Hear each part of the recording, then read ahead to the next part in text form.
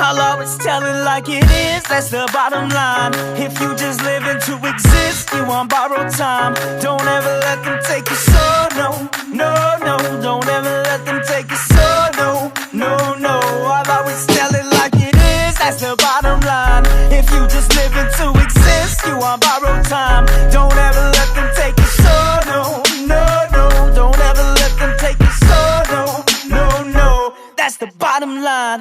That's the bottom line. Yeah, that's the bottom. That's the bottom line. There's an alcoholic in a hole, and a rabbi walks by, and he's like, Rabbi, can you help me get out of this hole? And he's like, yeah, I'll pray for you, my son. And a therapist walks by, and he's like, yeah, let me look in the book and let me figure something out. And then an alcoholic walks by, and he says, hey, buddy, can you help me out? And the guy jumps in the hole with him. And he goes, what are you, an idiot? Now we're both stuck. And he goes, no. I've been in this hole before. I know the way out, right? Cool. It's that sort of, we're connected by our pain and our suffering, but we're also connected by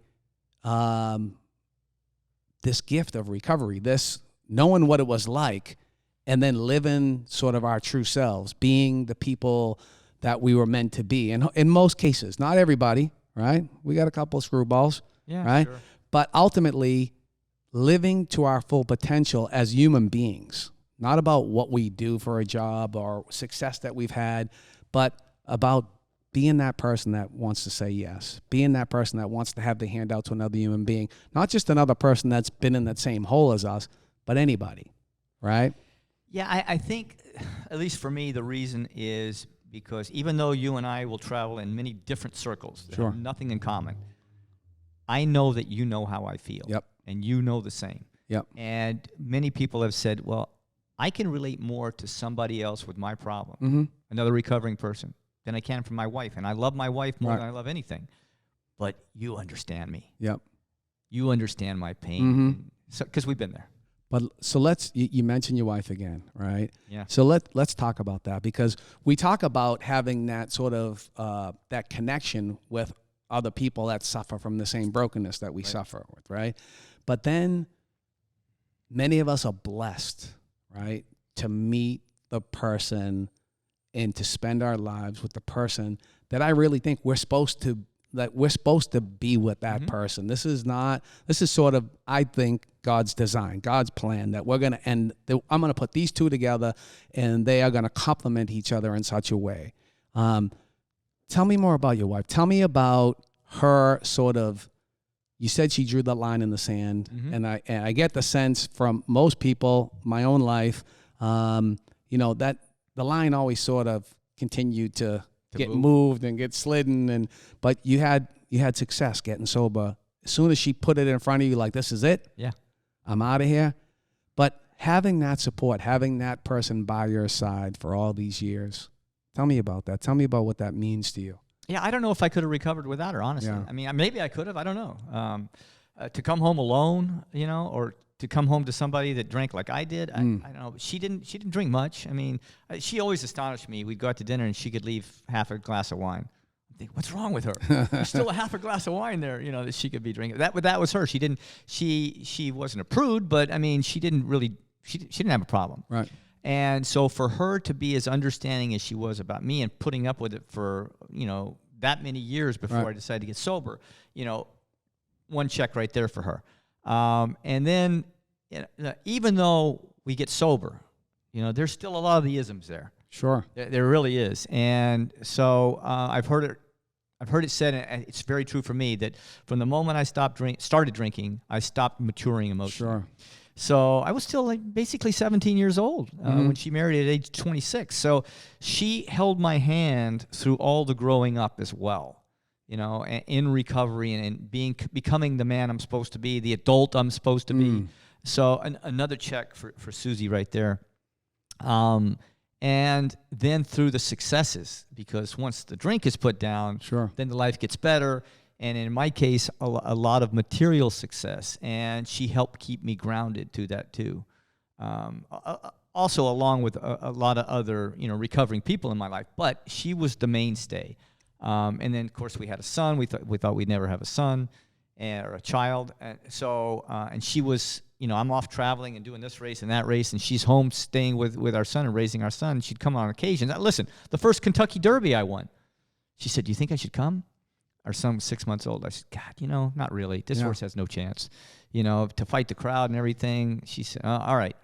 The horse wins. The first thing I thought when I hit the finish wire, oh my God, I told my wife not to come.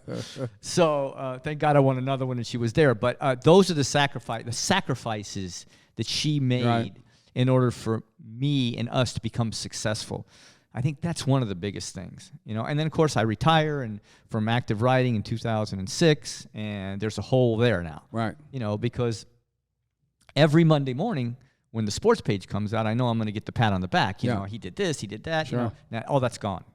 So there's a hole still there that, 30 years ago now, but at the time, 17 years, I filled with alcohol. And then for 17 years, I didn't, But it was, all this other accolades coming in that filled the hole. Now all of it's gone.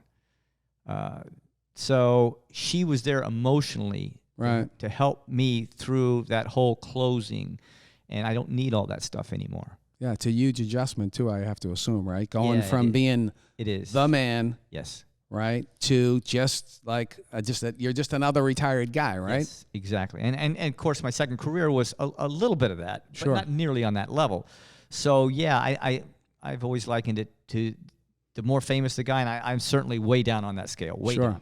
It's the bigger the hole that's got to slowly close and adjust to normal life. Right. So she was there for me through all of that. And God, I don't know that I could have got through that without her. Yeah, I think our wives, they know us better than anybody else, right? Or at least they know the 90% about us that a partner should know, right? There's that other 10% that only you and I can really have an understanding of, right? But they have a great way of sort of helping us keep our feet on the ground, right? And all right, Mr. Big Shot, my wife does this thing now where, I try to be this humble guy, right? I try to be what I aspire to be, which is just a kind and generous person. I got a long way to go, but if I'm somewhere with her in a social circle, and it's the same as the high school dance. When you go out, sort of the guys go and the girls go, and if she hears me say "I" more than once, she likes to walk by and go "I," right? Yeah. Like just enough, all right? Just enough about you. Just close this, open these, and just pay attention to what other people are saying. Yeah. Because I think still as men, there's a little bit of competitiveness in us all, right? Sure. Somebody pulls out a picture of their kid, I pull out 5 pictures of my kids.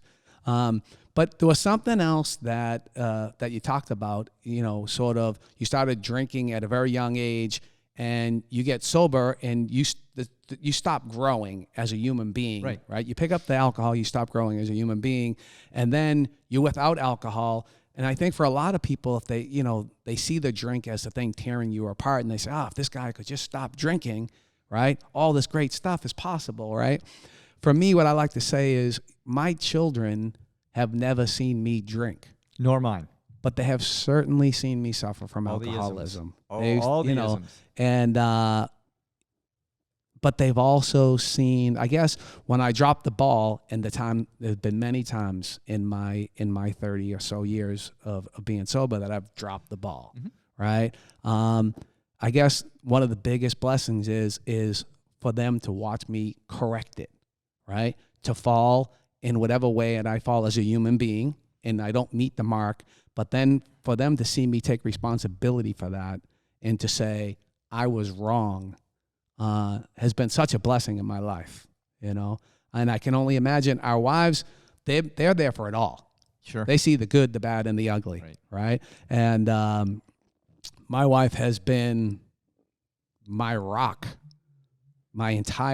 She's never seen me drink. She's never seen me drunk, right? But she has, again, certainly seen me be a complete jackass. Yeah, my wife has a phrase, and I love it about her. We'll be in social scenes, and I'll go off. like I do sometimes. You should say, "Don't pay attention to him." Yeah. And she's totally right. Don't pay attention to him. Yeah. But yeah, you talk about the teaching moments for our children. Yeah, there's many of them, and it does make them stronger because they learn what they see. Mm-hmm. And of course, I've made many mistakes in sobriety, and some bigger than others. But my son, who's now 27, has referred to a couple of those as, that's how I learned this, and that's how I learned that. So, nice. you know, it helps take us off the hook. But that's how they learn. That's how I learn. Yeah. And, you know, we learn from our mistakes.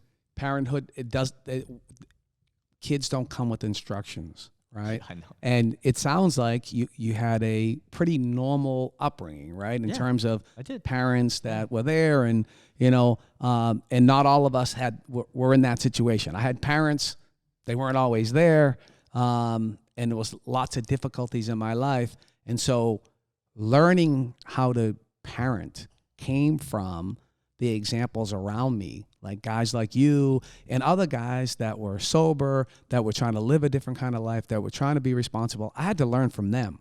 Right. Like they literally had to tell me. I had to learn how to get a driver's license from these guys. I had to learn how to turn on my electricity when I got my first place. I had to learn how to pay the rent on time. I had to learn all these things. So I went from not really having a dad who was present. He was physically there. He worked really hard. He drank quite a bit, and he was just trying to keep a roof over our head. And, you know, he came from a different place. You know, his job was singular. Keep the roof, the lights, the food. That was his job. And so I didn't learn how to do any of the things that a man sort of learns as they grow. And I was blessed to have men that never judged me, that were always there for me, that were willing to teach me. Guys like you, guys like, and you're not that much older than me, so I don't mean to put you in a category where you're some old guy. Just kind, generous men, the kind of men that say yes, right? They say yes to wanting to mentor a young guy and point him in the right direction and take the time to teach him how to do all those things.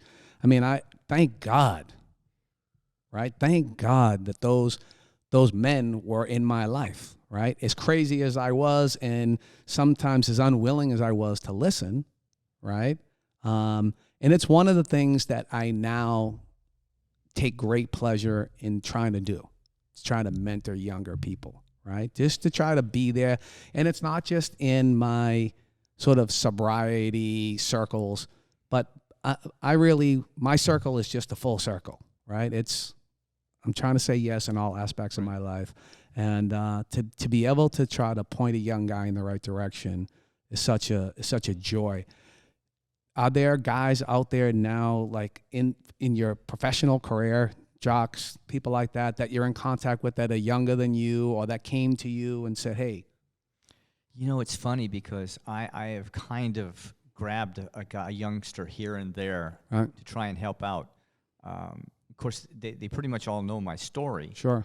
So I don't get immersed in their personal life too much. Right. I started professionally, and the funny thing is being able to help, and there's been some interest in a few spots, but by and large, these kids come out of high school at 16 to 17 years old, and they get an agent, you know, and the agent kind of insulates them from anybody else. So unless there's the weird connection that you can make, they're kind of isolated, so it's hard to get to most of these kids, which I think is a shame, you know, because they're listening to sometimes the right guys and sometimes not the right guys. Right. They're agents, you know. So, no, not as much as I would like, Jimmy. There's not enough contact with youngsters coming up in the game for me to try and help and mentor as I'd like. But you're still very much in the game, right? So you reinvented yourself again, right? Yeah. A second career, which is, I mean, as far as I can see, and anytime I ever watch a race on TV, there's my pal, right? Yeah. Which is I don't know, is like, it gives me a certain sense of more interest, because I'm not sure if I'm much of a horse racing person, right? But the fact that you're there on the TV, I don't change the channel, right? I'm going to see my pal do his thing. But you're in the circles. Right. You're having a very successful sort of second career. And you have access to these guys. Yeah, it'd be like Troy Aikman having access to, the guys in the NFL or Tony Romo. Sure. Yeah, I go to all the major races and work for NBC Sports when they televise these things. So I do see my older friends, but mostly the new younger generation coming up. The guys that were kids when I left are now the old timers in the game. Right. And then you see the new ones. But because I am around, every 3 weeks or whatever it might be through the Triple Crown and the Derby, Preakness, and Belmont season. I get to interact with them, which is a lot of fun. Which is why I did latch on to a few of these young guys and I've been able to help them. So is this a career that, like, I know you've done extremely well, but you've won. I mean, we did a little research, right? Thousands of races. I'm just going to put it that way, right? Thousands of races, and you've ridden in thousands and thousands of races. There are guys that are just starting out. Are they able to make like a decent living if they're just kind of knock around guys, or? That's a good question, because when I was finished riding 15 years ago, the median income for jockeys, because there's 3,000 of us around the country, was around 35,000. Now the purses have gone up exponentially, so it's probably more like about 55,000. Right. But let me put it in a way that many people can understand. 5% of the jockeys make 80% of the money. Sure. So if you're not good and you don't win, you're just getting by. I think that's the same in a lot of industries. I think when you say that, when you give me those numbers, it's like the acting game, right? When you go to LA, you land in LA, and every person you come in contact with for the entire time you're there is an actor, right? And whether they're pouring your coffee or driving your car, the bus driver, the shuttle bus, the guy handling your bag, everybody is an actor, right? And I think the percentages are even much lower than 5%, but there's like 3% of those people in that industry are the people that are movie stars, right? Mm-hmm. That are living these unbelievable lives in terms of material things. And then everybody else is just really like worried about where their next job is coming from, right? And you, as a jockey, you work for yourself, you work for a particular team, and we're independent contractors for each race we ride. So if I rode 7 races one day, I'd probably ride for 7 different owners. It might double up once or twice. Sure. But I'm an independent contractor on each individual race. Right. So somebody wants you. Yeah. Somebody wants you for Very whatever much like reason. an actor. Yeah. I think, like you said early on, your first race was on a Saturday when you were only supposed to race on Sunday, and they called you and said, "We lost our guy. You want to take a spot?" I mean, that's it, right? And then as you start to have some success, more calls come. It's just like acting. I mean, that's a perfect analogy, because when you start out, you'll take any role you can get. I would ride any horse I could ride. Right. But as you get better and your success becomes greater, you get paid more. Your roles become pickier, and you only want to select roles because you've earned it. You've made your way up. It's kind of how it was when I was riding. I got to where I could ride just the biggest races with the best horses because I had paid my dues and worked my way up, and I was pretty good at it. And it's the same with actors. When you're good, you get to pick those roles. Nice. So you're on NBC. You're doing horse races. You are, what is you're the color commentator? Yeah, analyst. You're the analyst. You're the guy. You're the expert. Yeah, just like Aikman would be for Fox, or Rome would be for CBS, or Smoltz would be. You on mentioned Major League Aikman Baseball. a couple of times. You must be a Cowboy fan. Well, I'm not really. Even though I grew up in Texas, Yeah. he was just on the Super Bowl last night, so he comes to mind. But I'm a Green Bay Packer fan. Oh, nice. Because growing up, listen, you're not the only hustler, Jim. Growing up in West Texas, the only way to make $1 was to bet against the Cowboys. Yeah. And in the 60s, they played the Packers a lot. Yeah. Especially the Ice Bowl. And, Sure. so I became a Packer fan because they ended up beating the Cowboys, when I first got involved watching football on TV. So they became, and Bart Starr was my guy.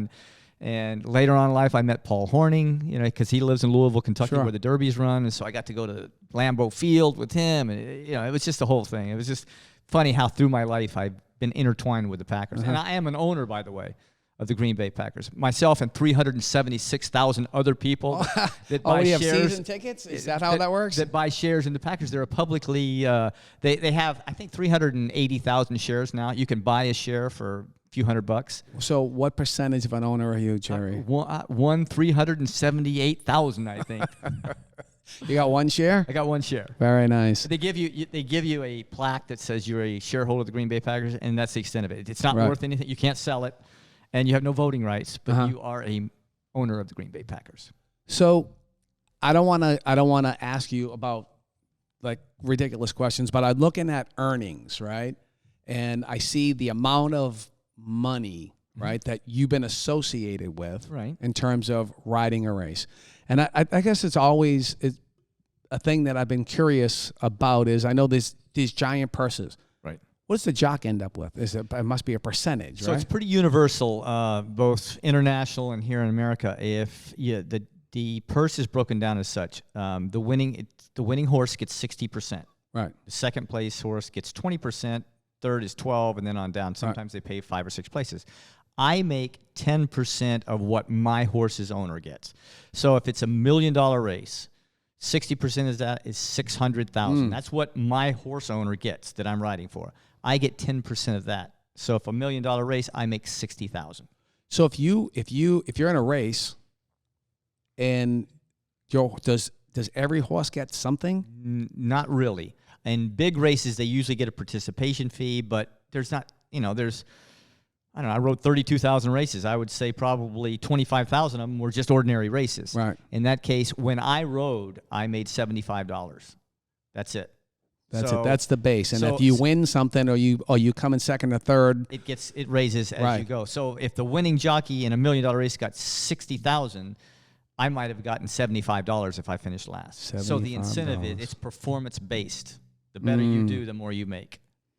And so there's a ton of guys that are just knock-around guys that are just grinding, right? Where I started out in Sunland Park in 1976, the average purse was $1,200. So the average winning owner got about $580, right? Which means I made $58. The first weekend I rode, I won 2 races. The fourth weekend I rode, I won 7 races, and I made $450. I mean, it's fine for a 17 or an 18-year-old kid. That's real money, right? But you can't. But for a grown man with children, no, it's a tough game, and you have to win. Right. You have to win. Yeah. Wow. Or else you're just scuffling by. Right. Yeah. Just like the actors you mentioned. You're driving a cab. If you're not good, and you don't land the rolls. I don't land the big horses. You're just getting by. Yeah. There was a guy recently. He was an actor. He was on The Cosby Show, right? Huge show. He came on later in the show and was married to one of the daughters, but he had a nice run for himself. And then somebody saw him working at Trader Joe's and tried to sort of work shame him, right? They're like, this guy was an actor. He was this, that, and the other thing. And now he's working at Trader Joe's, working the cash register, right? And try to embarrass him. And fortunately for him, it backfired. And people in the industry said, yeah, that's who we are, man. You guys all put us in some place that we're just people that are just trying. Most of us are worried about where our next dollar is coming from. And because they tried to do that to him, because they tried to shame him for that, right, for trying to provide for his family, right, he was going to do whatever it took. Right. Go work at Trader Joe's, that's what I'm going to do. And he ended up getting a bunch of work as a result of it, which was great, right? But there's a lot of guys out there that are professional jocks that are probably painting houses and cutting grass or doing whatever it takes, right? Yeah, and then, you have to factor in, it's a physical job for us. So we're only able, just like any other athlete, our lifespan in our sport is limited. Yeah. You can only ride physically for so long. And so if you're not fortunate enough to make the big dollars, then you're going to be doing something else until till you're 70 or 80 or whatever. Right. And a lot of that is just exercising horses for stables in the morning and having a weekly salary, enough to pay some bills, but not much more. So I was very fortunate. My exposure is I know 2 jockeys in my life. I know you, and I know this guy that lives across the street from me who I don't really even know. I think he's doing well. He has a beautiful home, but he owes me money. I went to the Kentucky Derby once in my entire life, and I did not have a good experience. Because you bet on him and I bet on him because he was my neighbor, even though I didn't know him. I bet on them, and I didn't make any money, man.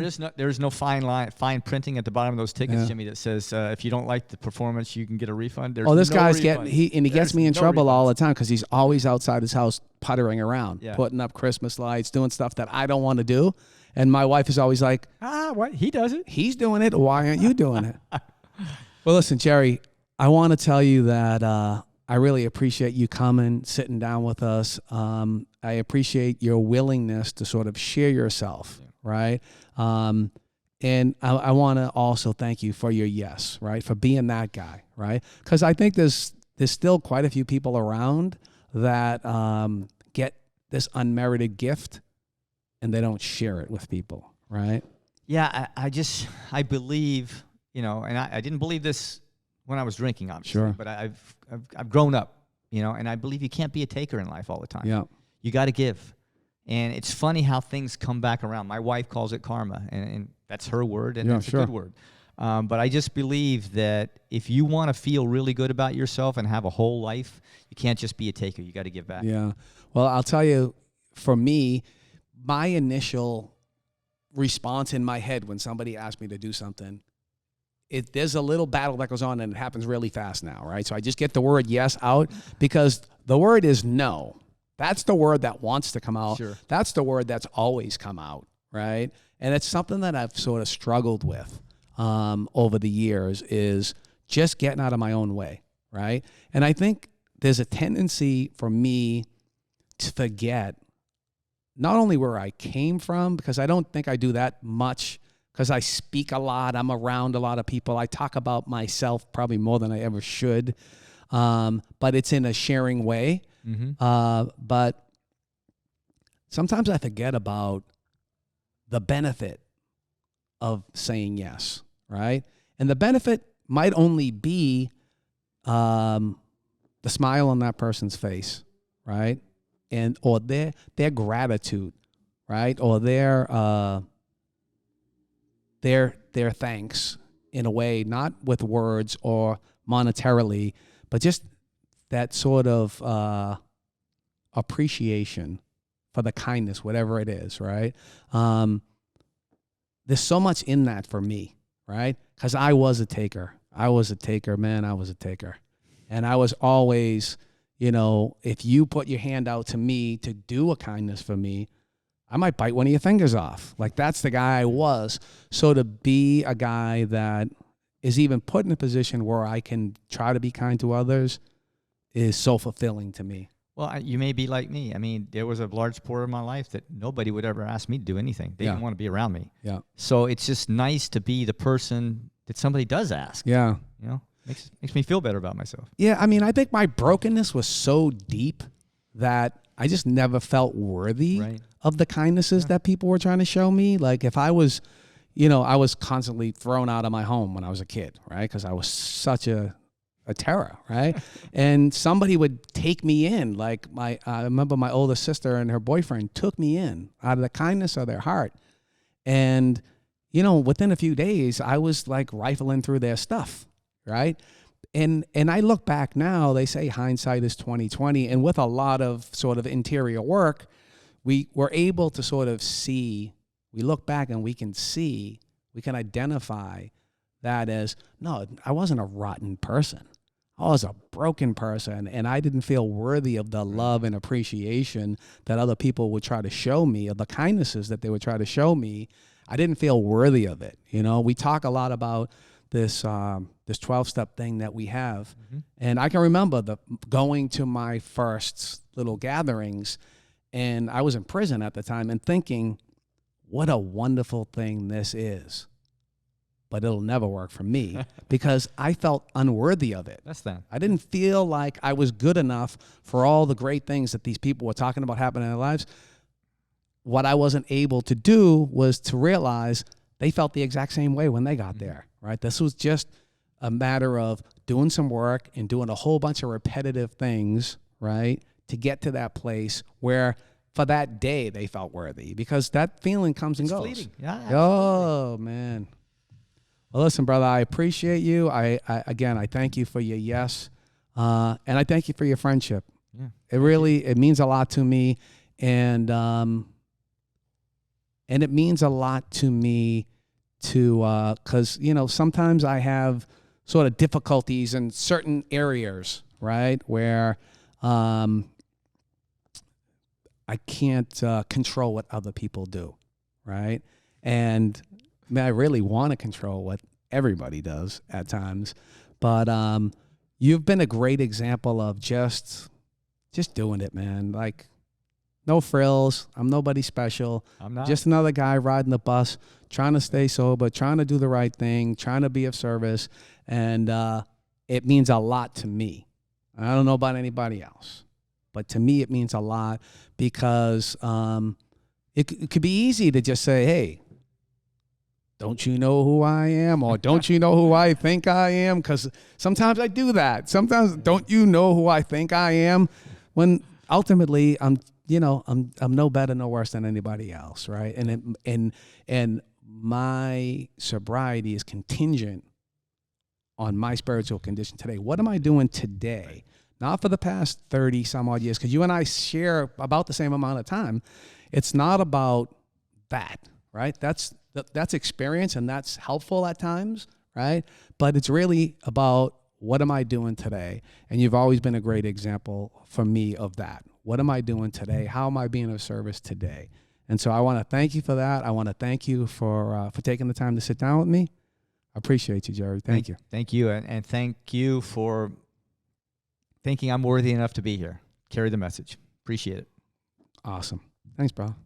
That's the bottom line. That's the bottom line. Yeah, that's the bottom. That's the bottom line.